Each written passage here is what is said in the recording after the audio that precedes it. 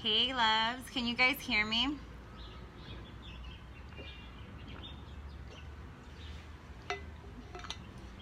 I'm just gonna give the video some time. Whoever's on this video, live video, please let me know if you can hear me. Today I was inspired to share a little bit about La Danza de La Luna because it was such a powerful event. And but before I begin, I'm gonna change these settings on my screen because it's like a new format. 1 second, guys. Yeah. Okay, never mind. Okay, cool. Got it. Figured it out. And so I wanted to share a little bit about the Moondance that I just was a part of here in Teotihuacán. Hi, Mitch. Thank you for joining me. And, you know, first I also want to take a moment to thank what's called my madrina, which was my sponsor, who kind of vouched for me to be a part of this sacred ritual. And her name is Aya, and I'm going to tag her eventually when I'm done with this video because she is just like an amazing woman that, you know, helped me, supported me to be a part of this journey. And she's actually going to be starting a 3-month Obsidian Womb apprenticeship coaching program, and it's really about working with the shadow and clearing trauma and working with the obsidian yoni egg. And you know, she is like someone I would highly recommend working with the obsidian crystal, working with she just has so many years of experience, and this was her 9th Moondance. She was actually the first Californian woman girl to come and dance with the Mexicas, and so yeah, she's just such an amazing woman, and I wanted to take a moment to acknowledge her. And yeah, so anyone's looking for that, I believe it starts on the new moon in November, so it's just a few weeks from today, like 2 maybe. So yeah, La Danza de La Luna. You know, I'm feeling still very sensitive and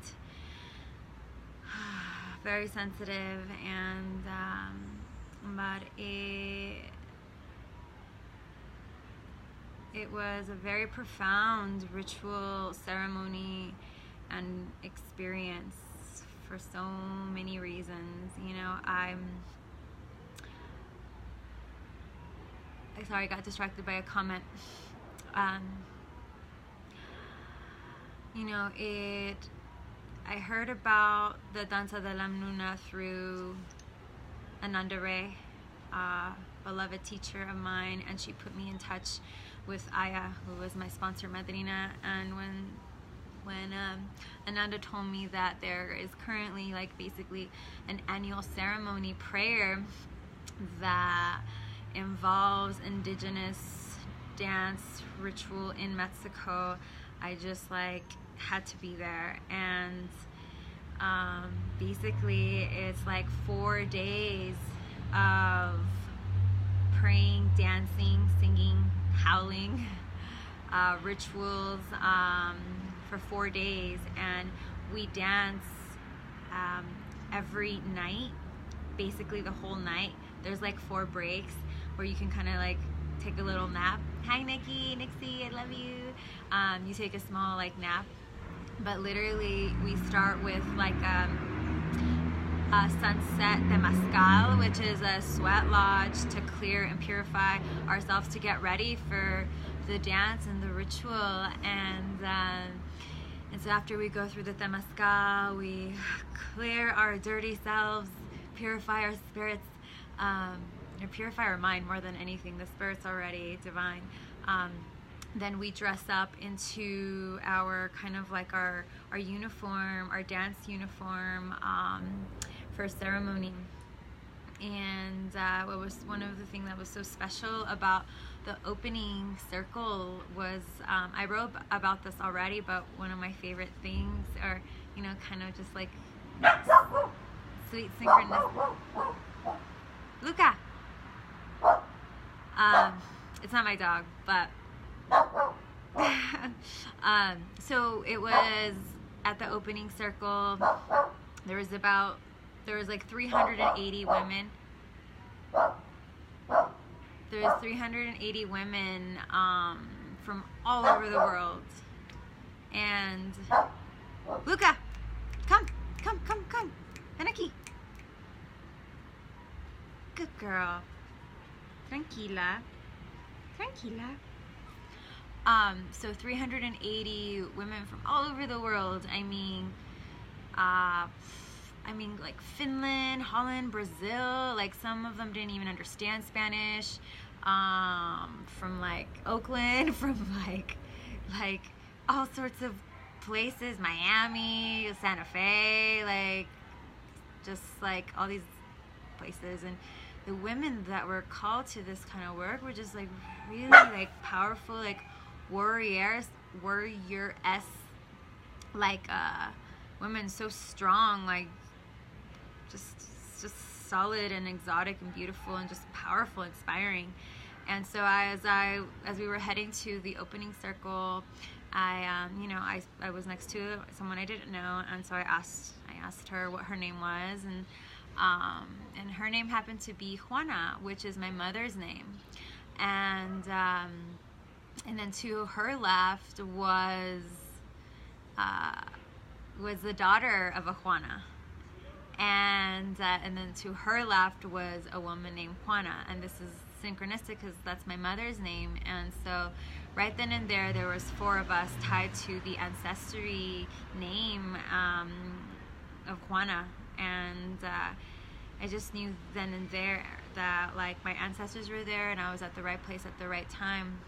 Not to mention, number 4 is something that is like a sacred number in this particular ceremony, honoring the 4 directions, a 4-year commitment, ongoing. 4 is like a big number, so it was really, really awesome. And so,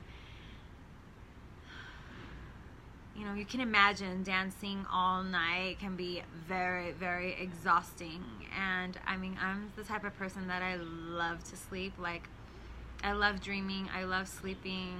I feel like it's just one of my favorite ways to spend time. And so I knew that this was gonna push me out of my comfort.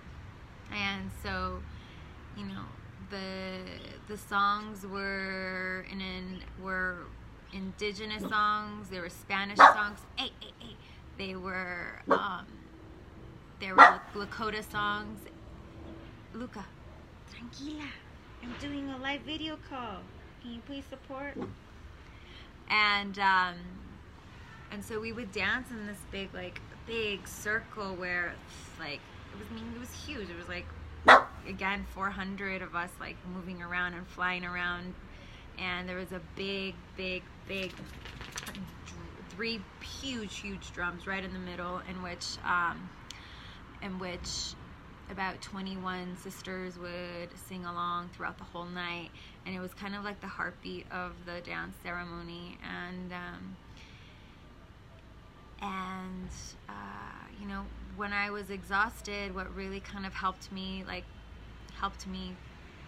get to the other side of exhaustion, even though there was times where like I literally like was falling asleep, was like kind of like my physical like running mind mentality, that, and just to remember my intention of why I was there and what I was praying for. We were asked to do prayer ties before the ceremony, individualized basically little prayer medicine bags with tobacco inside, and mine had like, you can also put like herbs, so like rose petals, lavender, rosemary, sage, and tobacco is like little mini offerings, and to really light up the prayer. at the end of the ceremony, one of the last things we did was to offer the prayer ties back to the fire, and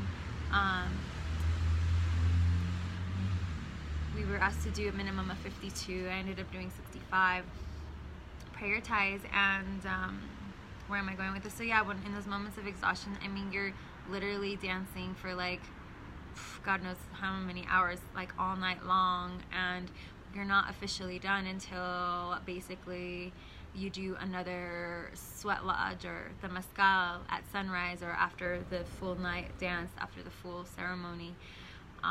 So you're really like pushing through some exhaustion and mental, physical, mind, mental limits, and so anytime I would feel like pain or feel like I would feel exhausted, I would kind of be like a meditative like practice to like find that posture where I can feel my body expand and open up and go from like pain, exhaustion to like space.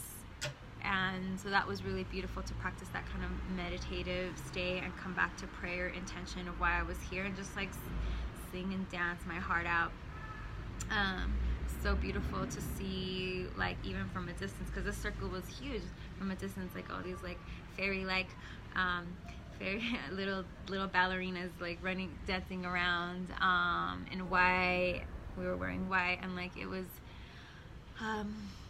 so special. It was so special. I remember at the beginning, I just like started, just like my eyes started to get all teared up, and like just it was really sweet. It's kind of even hard to explain when I think about it. I'm like, I'm not even doing it justice. Like this is just not anything close. And it was beautiful that this whole like ceremony was like guided by an elder, beautiful, wise, sweet, funny grandmother, abuela Malinali, very graceful. What she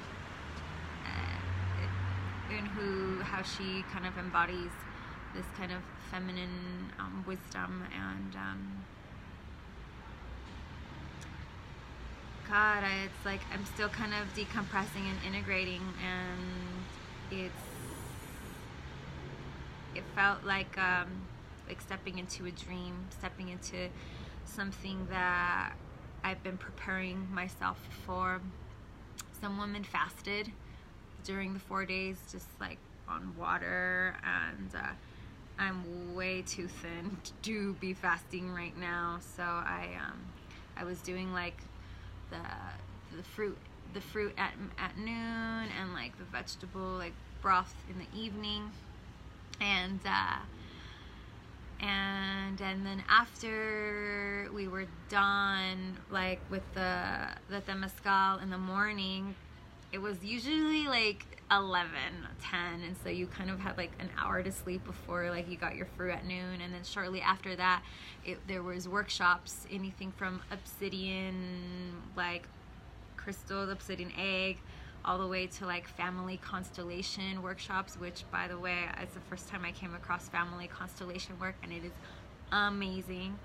It is so simple and profound, and like, yeah, family constellation, highly recommend it, you know. And there was so much healing ancestrally, like 7 generations before me and the 7 generations to come, and like we did so much work around ancestry, and like, oh, it was just so amazing. And so there were like workshops during the day, and we also had some beautiful firekeepers, men who supported the dance from afar, whether it was like, you know, keeping the fire going, whether it was like kind of dancing from the outside of the circle.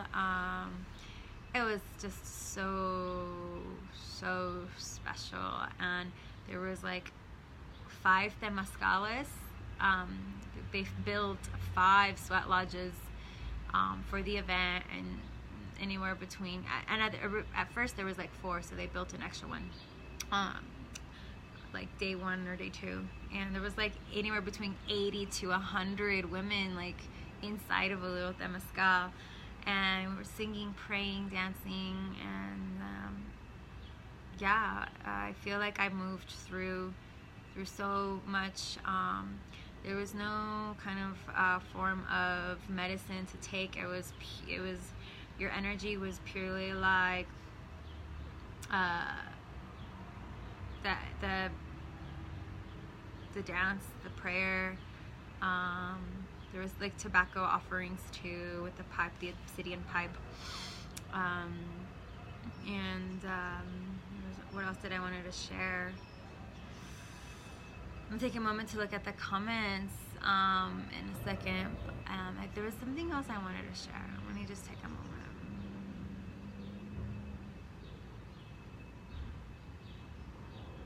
I'm not exactly sure what that was, but I think it was just so beautiful to see the openness around sharing indigenous medicine in that world, and then also the deep level of receptivity and appreciation for the indigenous ways, and like the beautiful merge and of the two was so precious to see. Unfortunately, we were asked not to take photos at the event, so I don't have any other than like the ones after, you know, after I've left the ceremony.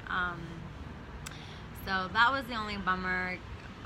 I mean, I took one for myself, just to kind of remember this moment. Yeah, we also made like these beautiful like crowns out of all these like, you know, medicinal herbs and flowers from like rosemary, sage, basil, gardenia, and so that would help us to protect us from like you know, the power of the full moon and dancing under the full moon the whole night. And it was like so cold, especially the fourth night was like freezing. Like my feet were all numb, and literally numb. And you know, it was also really sweet at sunrise. Like you'd see like hot air balloons, like towards like seeing, you know, the pyramids and whatnot, like kind of rise in the morning.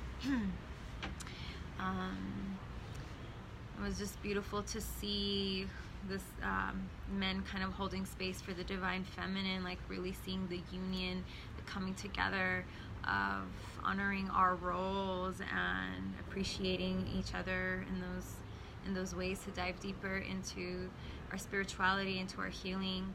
Now I remember what I wanted to share. Second day, all of a sudden, like I was feeling like nauseous. I got like I needed to throw up, or like there was like a bug I was like kind of like clearing. I don't know what it was exactly, but like I had to like leave the circle because I was like getting ready to vomit. And so I left the circle, and you know, I was kind of like annoyed because I didn't want to leave the circle, but I also didn't want to like throw up on someone. And so I went outside, and like I can feel myself, something was coming up. But what was interesting, because we were like eating like minimally, I didn't have much to vomit, so I actually like energetically purged. I felt it. I think I had like a little bit of like phlegm come out or something like that. But what was like really like trippy, right before I actually like purged, I remember closing my eyes, like, and like I literally had this like, as I was staring at the grass, like I had almost like this like, what's the word I want to say? It's not ultraviolet, geez. It's like kind of like the X-ray vision, you know, like that, where you can kind of see like, you know, the bone. And like as I was looking at the grass again, it's a completely sober event. And as I was like, I closed my eyes, I can see the grass kind of in that with those like, as if you're like kind of the X-ray vision. I forget the actual like concept or the right word, but I remember seeing the grass just like that, like I can see through the grass. It was really like awesome. And then another moment, like I remember closing my eyes just before I actually purged and having a similar kind of like trippy, colorful, like beautiful visionary moment. And then after that, like I released something, and you know, I wasn't necessarily feeling great shortly after that, but something definitely got purged, because the whole time that you are dancing for like all night long, you have what's called the copaleras, and they are the ones that have the copal burning all night, and they're going in the circle, and you're just like constantly like just like purging, releasing, taking in this like sacred copal, and like just moving through lots of energy. And yeah, it's like there's still so much to integrate, and this is, you know, there's still so much to like observe and appreciate. There's it's just so profound to be able to like have access to something so deep and profound like this, like in our modern day age, so to speak. And I was very blessed to be camping with some like amazing women, super just heart open, just such a sweet space. And I also bumped into, of course, other sisters I've met in, you know, on the path, and, you know, see their shiny spirits there too. And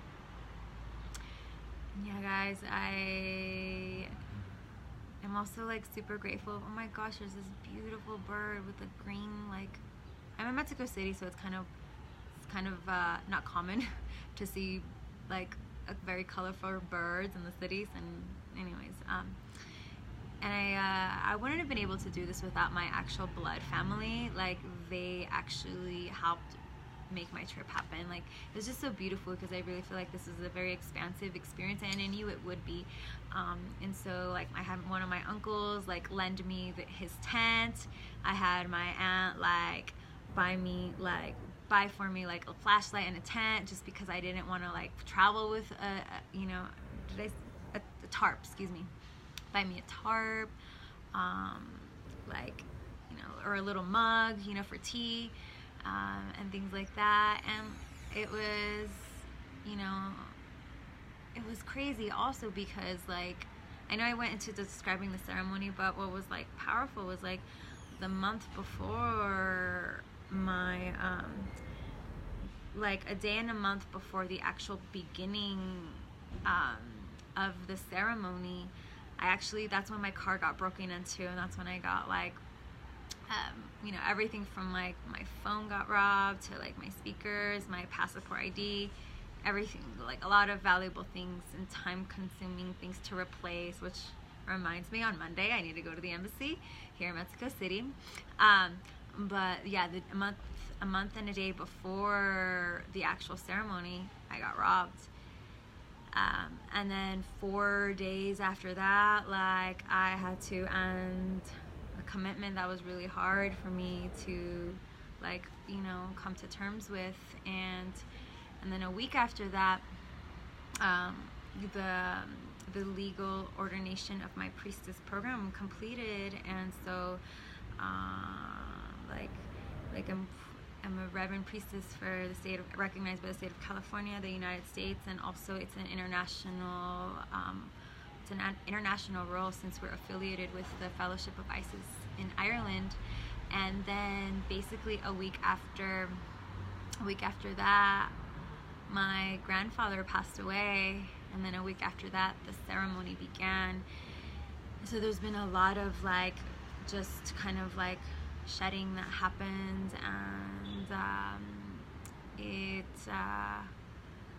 but it felt like, especially my grandfather, you know, like for the last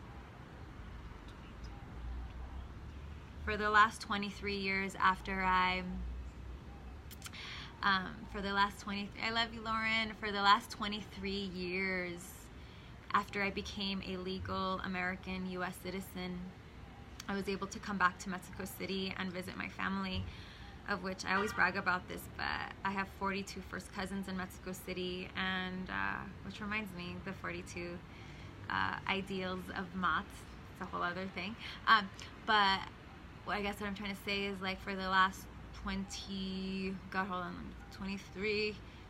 years I've been coming to Mexico City, and my grandfather has always been there. He was like the last remaining like elder in my family, like grandparent. And so yeah, he's not here, and it just feels so different. But he also to me represented a lot of just heavy like suppressed energy around like the, you know, divine feminine work. And anyways, that's more of a story at this point, because I feel like he actually worked through a lot towards the last few years of his life. But it's just interesting, the timing of everything. And yeah, so still integrating a lot, going through a lot of grieving, a lot of death is like the main thing that comes up for this journey, and a rebirth. Prior to the full moon dance, we were asked to be celibate. The elders suggested that we would be celibate for a month prior to the ceremony, and so that actually triggered a 9-month celibacy that I am going for. So that feels good. I feel like this is just a time of some deepening of sovereignty, sovereign love, sovereign self-love, just reclaiming parts of me that, you know, have been lost, and restoring myself in different ways. And yeah, so I just want to take a moment to, you know, share the danza a little bit. It was a profound experience. I feel very blessed to be a part of it. I'm grateful for Ananda, who, you know, inspired this dance, and Aya, who supported me, kind of vouched for me to be at the ceremony. And when I'm done with this video, I will share a link or tag her for anyone who's interested in working with the Obsidian Womb apprenticeship that she's offering, clearing negative energy, trauma, creating space for the new. I'm sure you know, she has a better way of phrasing it, but this woman is amazing, and has been on a path of healing and ceremony and yoga, like, for a very, very long time. And I mean, I got to spend, I would say, geez, like 6-7 days, almost a week with her, and it was a very special experience. And I don't often share other people's work, but I really feel called to share hers, because she's a powerful teacher, friend, ally. So I'm going to take a moment to check out the questions and see if there's anything that inspires me to open up a little more. Because I am a Mexico City, and I have to go and do some things. Nixie, yeah, she's very knowledgeable. So Marshall Clark, she is, wait, why can't I see more? It's not letting me see your comment for whatever reason, because it's too long. She is talking about the danza she just returned from, Woman Full Moon. So for whatever reason, I'm not able to read the full comments. It's just like a brief intro. Lauren, I love you. And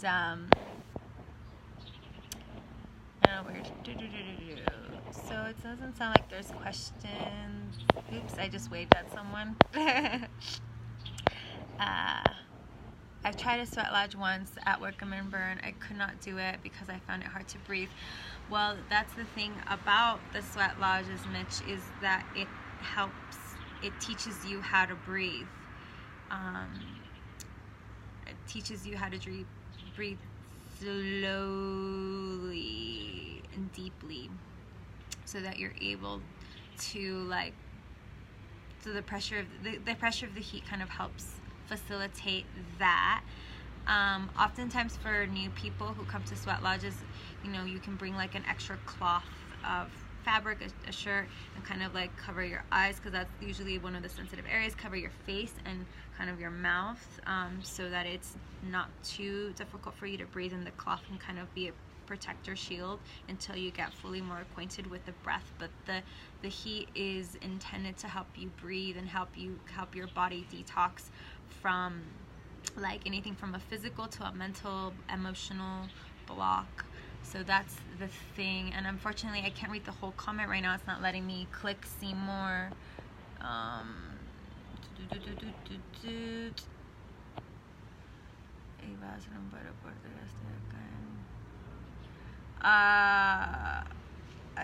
Okay.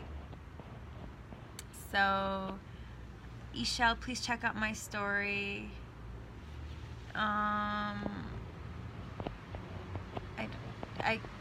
If I can, I will, but I don't,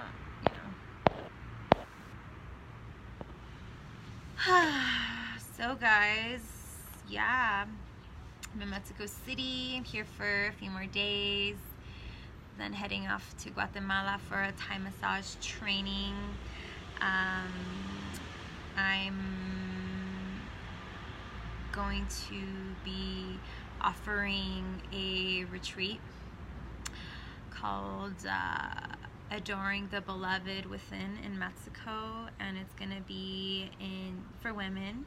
It's gonna be in June, end of June. Like, actually it ends like the day of the summer solstice or the day after the summer solstice, 7 days, and we're gonna go dive deep into what it is to honor the sovereign beloved within, and cultivating different practices that both enhance, strengthen, celebrate your orgasmic power, energy. And we're going to do that through tantra, we're going to do that through dance, various healing modalities, and also having a lot of fun adventures, from horseback riding, surfing, swimming, salsa dancing, yoni steaming, obsidian egg, cacao ceremony. I mean, it's gonna be like just a fun, intimate, and deep journey to the soul, and reconnecting with,